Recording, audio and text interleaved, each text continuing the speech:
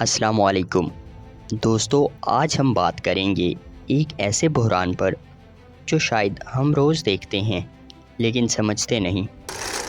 Global warming یعنی دنیا کا تیزی سے گرم ہونا، اور اس کا شکار سب سے زیادہ وہ ممالک ہیں جو پہلے ہی مسائل کا شکار ہیں، جن میں پاکستان بھی شامل ہے۔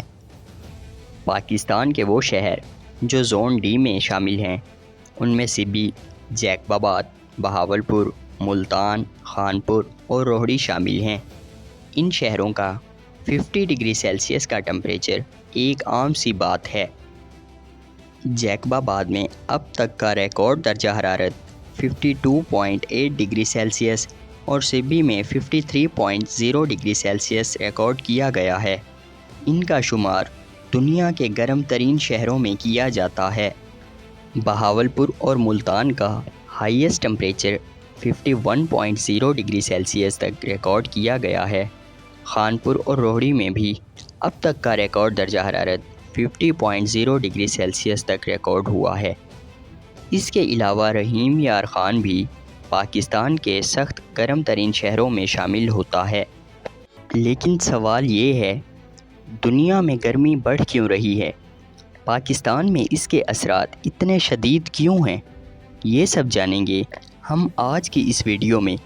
اگر آپ چینل پر نئے ہیں تو چینل کو سبسکرائب کریں اور بیل آئیکن کو پریس کریں تاکہ ہماری آنے والی ہر نئی ویڈیو کا نوٹیفیکیشن آپ کو مل سکے۔ دوستو، کیا آپ جانتے ہیں کہ پچھلے 150 سالوں میں ہماری زمین کا درجہ حرارت 1.1 ڈگری سیلسیس تک بڑھ چکا ہے؟ 2023 دنیا کا سب سے گرم سال تھا اور 2024 کے ابتدائی مہینوں میں یہ ریکارڈ ٹوٹ چکے تھے۔ پاکستان ان 10 ممالک میں شامل ہے جو کلائمیٹ چینج سے سب سے زیادہ متاثر ہو رہے ہیں۔ حالانکہ پاکستان دنیا میں کاربن گیسز کا صرف 0.9% پیدا کرتا ہے، لیکن پاکستان سیلاب، خشک سالی، گلیشیئرز کا پگھلنا اور زراعت کی تباہی جیسے چیلنجز کو فیس کر رہا ہے۔ تب سے ہم کو آرام نہیں آ رہا ہے، نیند حرام کو ہو گئی ہماری۔ ایسے آ رہی ہے جیسے ہم کو ایسا ڈر لگ رہا ہے کہ یہ کب پانی کدھر۔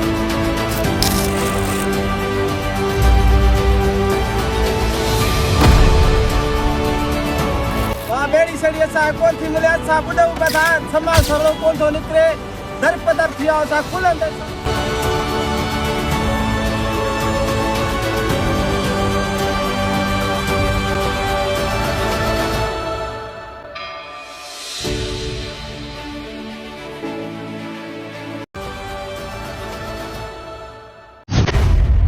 2022 کے سیلاب میں 1700 سے زائد قیمتی جانوں کا نقصان ہوا اور سینکڑوں لوگ بے گھر ہو کر۔ گرمی بڑھنے کی سب سے بڑی وجہ گرین ہاؤس گیسز کا بڑھنا ہے، یعنی کاربن ڈائی آکسائیڈ، میتھین، نائٹرس وغیرہ۔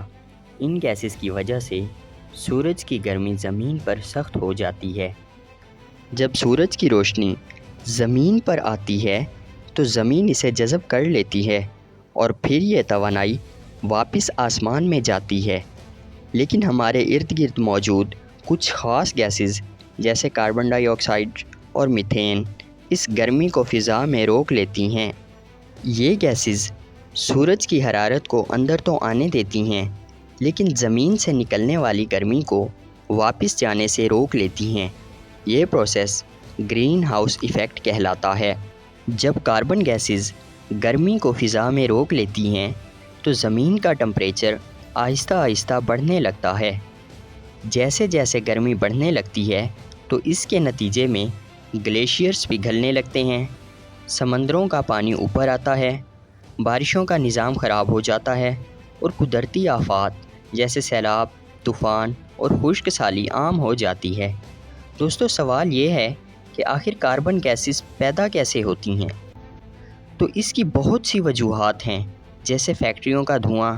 جب کسی فیکٹری میں کام ہوتا ہے تو وہاں بہت سارے بوائلرز اور مشینیں وغیرہ چلتی ہیں اور انہیں چلانے کے لیے بہت ساری انرجی کی ضرورت ہوتی ہے، جیسے کوئلے کو جلا کر، ڈیزل یا پیٹرول کو جلا کر، یا پھر نیچرل گیسز کا استعمال کر کے انہیں چلایا جاتا ہے۔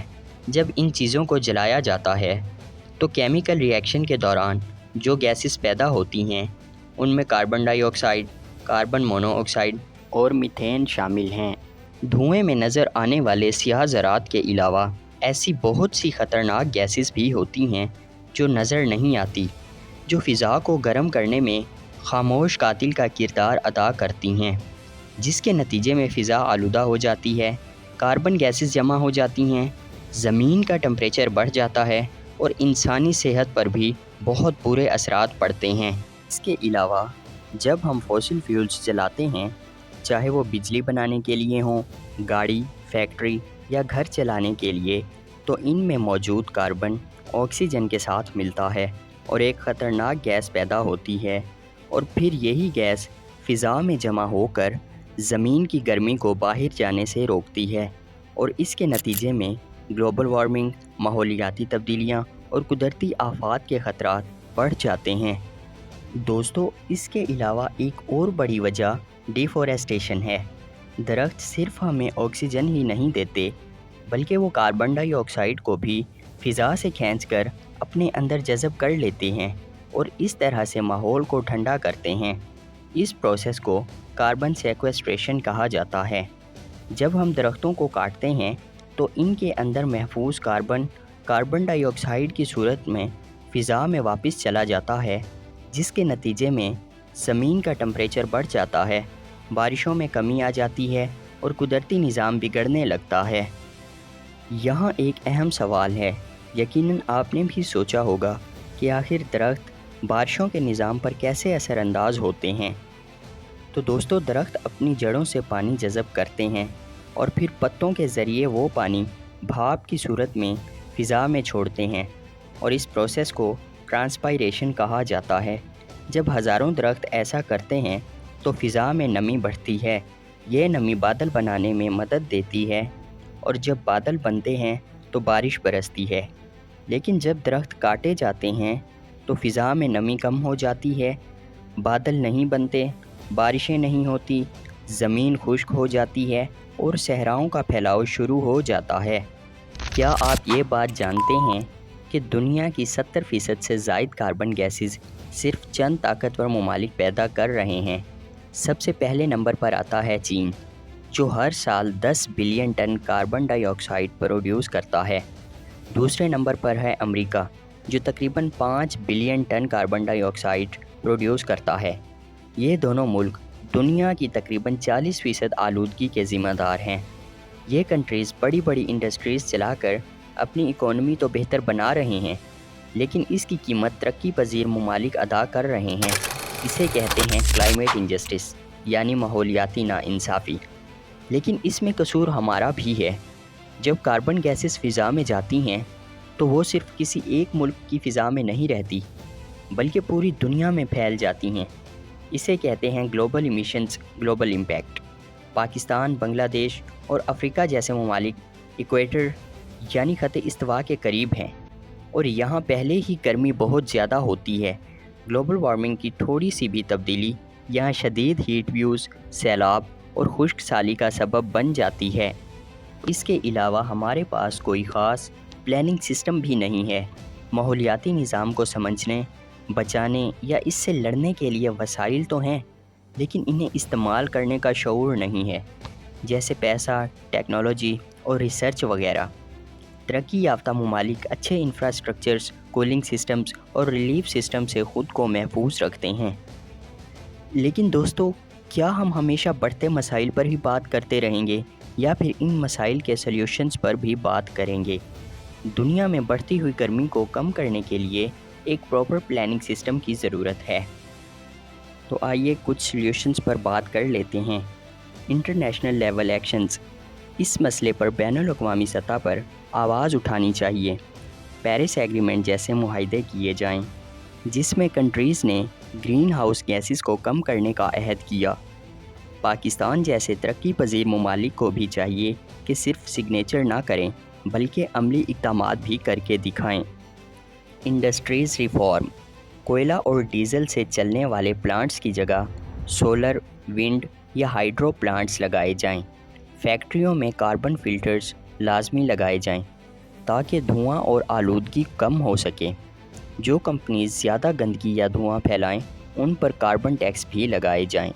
ٹرانسپورٹ سلیوشنز، پبلک ٹرانسپورٹ کو بہتر بنایا جائے۔ اگر بسیں، میٹروز اور ٹرینیں سستی اور صاف ہوں گی تو لوگ اپنی گاڑیوں کا استعمال کم کریں گے۔ اس کے علاوہ الیکٹرک موٹر سائیکلز اور کارز پر سبسڈی دی جائے۔